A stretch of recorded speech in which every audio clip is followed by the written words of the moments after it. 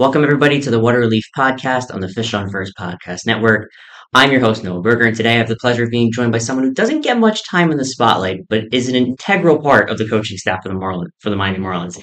He pitched 5 seasons in the Arizona Diamondbacks organization before transitioning to a career in coaching, which began with a job as the pitching coach of the Missoula Osprey in 2004, and eventually led to him getting a job as the bullpen coordinator of the Miami Marlins in 2020. Pitching coach for the Dominican Republic in this year's World Baseball Classic, and will also manage a team in the Dominican Winter League this winter. I will this year for my first time. His first time this year. Um, his friends call him Beef. Thank you so much for joining me. Everyone, welcome Mr. Wellington Cepeda. How are you doing? I'm doing great. I'm happy that the team is turning it around in the last week or so, and happy that we're making that push for the playoffs. Awesome. Let's start with your playing career.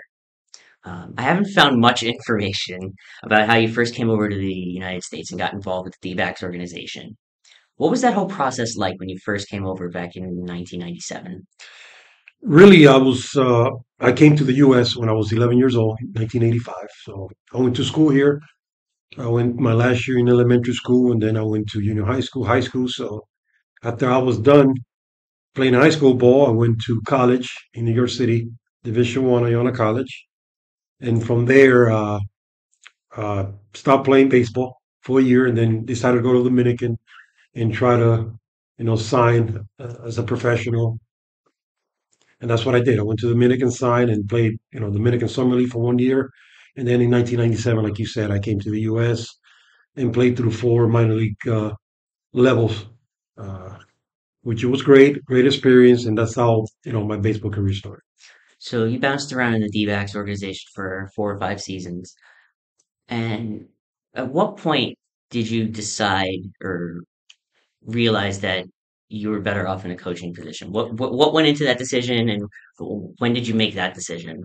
Really, every year I played, a lot of the coaches, a lot of the farm system people, they asked me, like, hey, someday when you're done playing, I think you could become a great coach. Just your makeup and, bilingual and all that will be very, very beneficial for you, I think, as a coach later on when you retire. So, when I was in high A, I went to double A, started the season in double A in 2000, and I was sent down back to low A to be around a lot of the young Dominican prospects or Latino prospects because we had a big Mexican guy that pitched in the big leagues and a lot of Dominican guys. So I lived with them and kind of teach them how to play outside or be living outside of the complex because that's where all of them used to be. The only place they were as a player, they were in the Dominican complex and then in the U.S. complex. So he was kind of for me to guide them through that and help them out. So that year, at the end of the year, close to the end of the year, I decided that I think it was time to do that. And I talked to the pitching coordinator when he came in town. He talked to the farm director, and they thought it was the right decision for me to make. And that's how my coaching career started. Do you ever look back and have any regrets on switching to coaching? No, no. I know it's tough to make it to the big leagues. People think it's easy, and I kind of had issues with my arm. I had some elbow surgery and all that, so I knew it was going to take me a little even more. I was a little older than the other guys that I was playing with, so for me, I thought it was the right decision, and I love it that I made that decision, and I'm enjoying what I'm doing right now. So I mentioned your nickname is Beef, which makes sense because your first name is Wellington, Beef Wellington. But I want to know, when did that start? Like, who was the first person that called you Beef? When did that really catch on? The first time was in 1997, the first spring training for the Arizona Diamondbacks. We didn't have a big league team, so all of our major league coaching staff were with us in the minor leagues. So we were in Yuma, Arizona, super hot. And I remember the first day of we were stretching, and the coaches was pass around and kind of, they never met me before, so they were like trying to introduce themselves to me. So Brian Butterfield, third base coach for a lot of years, Red Sox, Angels, Cubs. He was the Yankees. He was the first one to came up to me and say, "Hey, can we call you Beef? Wellington is too long. It's 3 syllables." And I said, "Perfect. I don't mind doing that." And then all the players started calling me that. The first really player that really started calling me Beef was Rod Barajas. He was part of that. He was there in spring training, and also Brad Penny. Red pen. And last thing before we get into some Marlin specific stuff, what was it like for you to get the chance to be the pitching coach for the Dominican Republic in the WBC? And how much are you looking forward for the chance to be able to manage a team in the Dominican Winter League this year? Oh man, that's it was an unbelievable experience, especially when I got that call from uh, the GM Nelson Cruz, letting me know that they're really looking forward for me to be that guy to lead the pitching. I was really amazed, happy, you know, and again, just being Dominican, just representing the country was something that I would never forget. I was to keep it in my heart, keep it with me until I die, the last day I breathe. So it was awesome. I know the outcome was not the way we wanted. We lost in the first round, but at the same time, I think we have to give credit to the other countries, especially Venezuela and Puerto Rico. They prepared themselves really well, and they play better than us. Very simple. I know it's early in camp, early in spring training, something that I think MLB should look at that and maybe push that tournament 2 weeks later. Instead of starting on the 11th, maybe the 25th. That will give players another 2 weeks of preparation, and also especially the pitching side of it. Give them more outings, maybe 2 or 3 outings before they get there, so they're in better shape. And like that, we don't have guys that get injured because we had a lot of guys that play in the tournament that having bad years or either had issues with their arm or part of their body because of the early meaningful games, too early for them. So that's one thing. And about the other question that you asked me about the Dominican Winter League, super excited for that. First time I'm going to manage a team. I coach more than probably around 14, 15 years in winter ball. I've always been a pitching coach. I loved it. I always go back to my country and do that in winter. And for the team that I'm going to manage this year, it's probably going to be is a team that I coached for the longest. So I'm really excited for that. I appreciate it for the ownership to give me the opportunity. Also, Luis Herrera, which is our bench coach, is our GM, for giving me the opportunity to manage that team. And like I said, I've been around that team for 5 years in a row now, so I know all the position player really well. They love me, and I'm looking forward for the challenge. All right, so now we've gotten the background and everything else out of the way. Let's focus on some more Marlin specific stuff and more towards your role. Start with the day to day. You're the bullpen coordinator or coach. Which would you prefer? I prefer bullpen coach than the coordinator. We do have a bullpen coordinator, which is Rob Flippo. He does a great job. He keeps everything intact there. He makes sure that we're not missing anything in there. But again, I think I consider myself more of a bullpen coach. So, for those who aren't in the know, what is the job of the bullpen coach? Again, I'm the assistant pitching coach, so always trying to our philosophy, the way we go of our business. That's Mel Stoudemire preaches every day. Try to make sure our guys there know what we need to do. Uh, I know we talk a lot about attacking the zone and doing all that. So my job is to make sure guys are doing that. That we have the same message throughout the whole pitching staff, the starters and also the reliever. And then daily basis, I got to make sure they're ready to go. It starts with a throwing program. I make sure they're doing the right thing. They stay in a consistent basis. They create good habits, and then make sure they're ready to play pitch in that day. Make sure uh, especially they pitch like on back-to-back days. Make sure they the way they play catch and do all the things that they need to do so that they could be ready for the game. And then during the game, I just got to make sure they know where they might be pitching, and then make sure they attack our game plan and where we're going to attack hitters and keep them up to date, keep them ready to go every day when they get a chance to go out there and pitch. Um, so before we get to like the timeline of the events, when new relievers come into the bullpen, like when they're called up or they're required to be a trade, like Dave Robertson or Jorge Lopez, what are the first things that you want to know from them about them before using them in a game? Yeah, I mean, the first thing I do when I know someone is coming up that I haven't seen in a while, or a new guy that I haven't never seen, I go in the computer, make sure I watch videos, make sure I watch their best pitches, tendencies that they do, kind of know the delivery a little more. And then after that, he just make sure they're comfortable when they're up here. And, it's the same baseball game.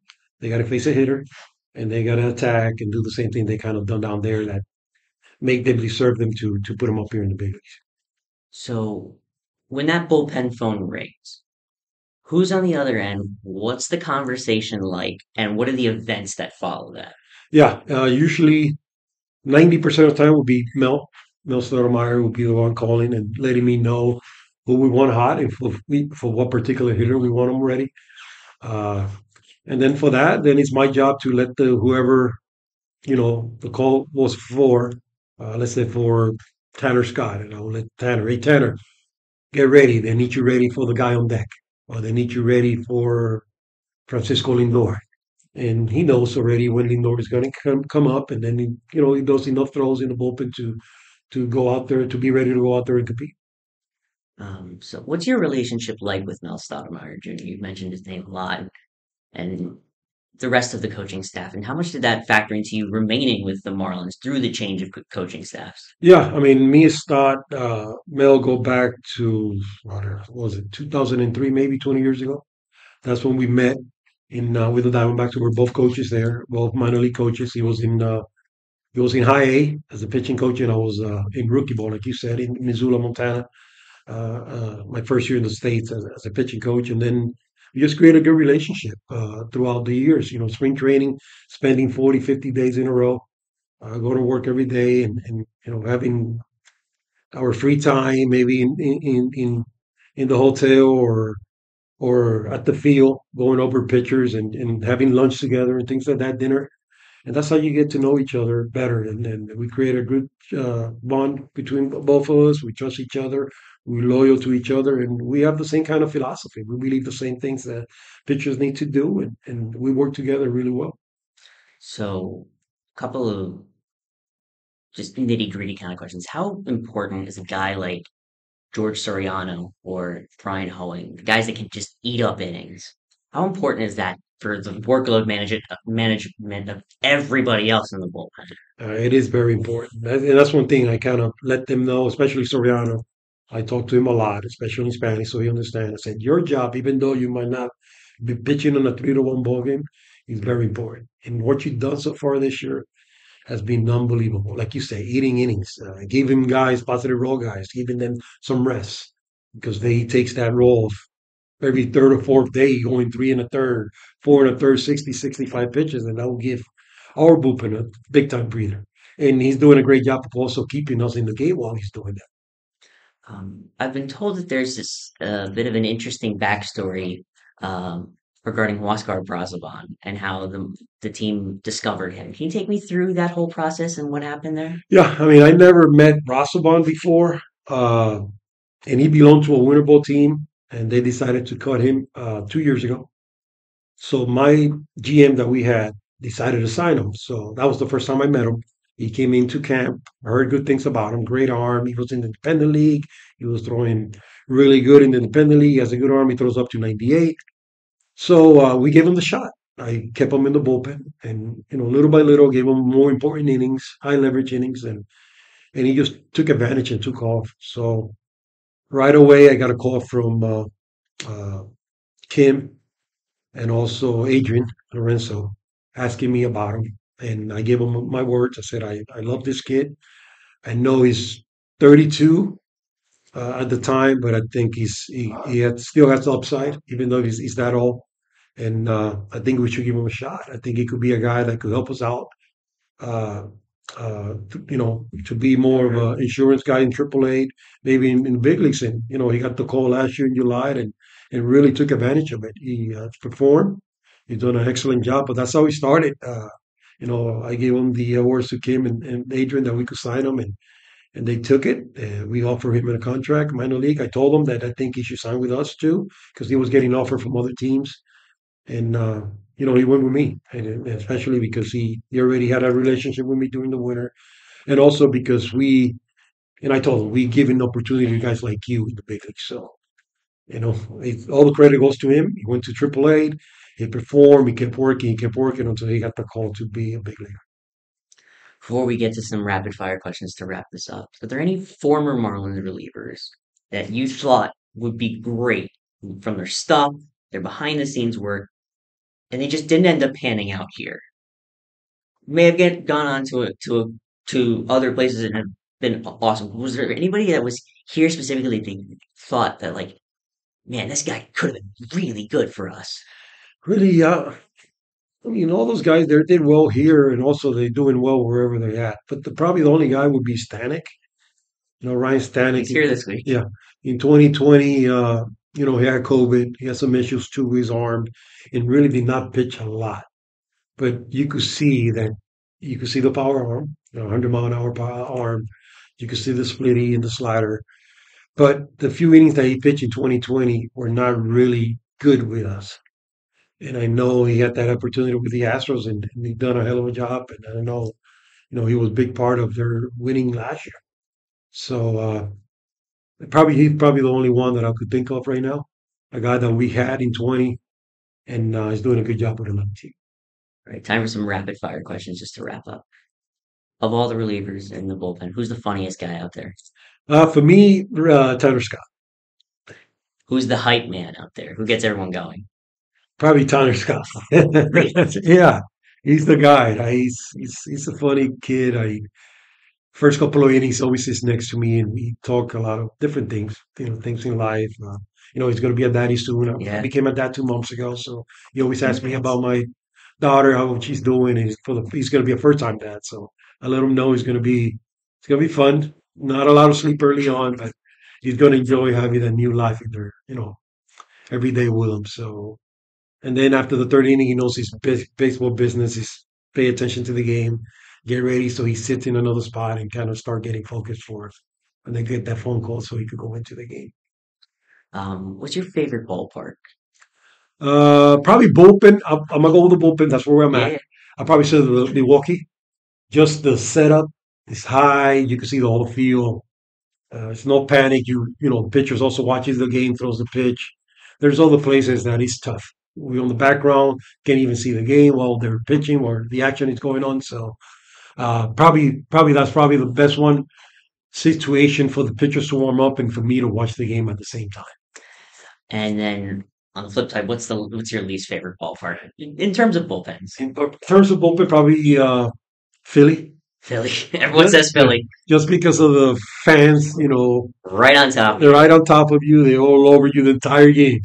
They Not even used when you're warming up. So they that's used to probably the have toughest one. they used to have the home bullpen be the Uh, top one, and the Philly fans were getting onto their own team so badly they switched them. That's what I heard. Yep. But that's probably the toughest one. What's your favorite song? Oof. I know this is a tough question. It's a I've tough never been question. able to answer it. I'm a big bachata. I listen to a lot of bachata in the Dominican, so it's more Dominican music. It's probably Elvis Martinez is the name of the singer, but he has so many songs. I don't know which one to pick. But Elvis Martinez probably is my favorite. Which baseball city has the best food, in your opinion? I was impressed with Seattle this year. I was impressed with Seattle. Anaheim was really good. Braves used to be the best. It wasn't this year was not really the best. But Seattle for me. I'll pick Seattle. All right, and then final thing. What is one thing people don't know about Wellington Cepeda? Oh, maybe a lot of people don't know this. I play with Manny Ramirez. We came, we played since we were 11 years old. When I came to this country, we would play basketball together. Same elementary school basketball team. We were starting five, both of us. And then we played summer ball for 3 or 4 years in consecutive. So I know him really well, and we grew up together in Washington Heights back in New York City. All right, now I'm about to get kicked out of here. So thank you so much for coming on this. This was a great conversation. This has been the Water Relief Podcast on the Fishing First Podcast Network. We will be back very soon.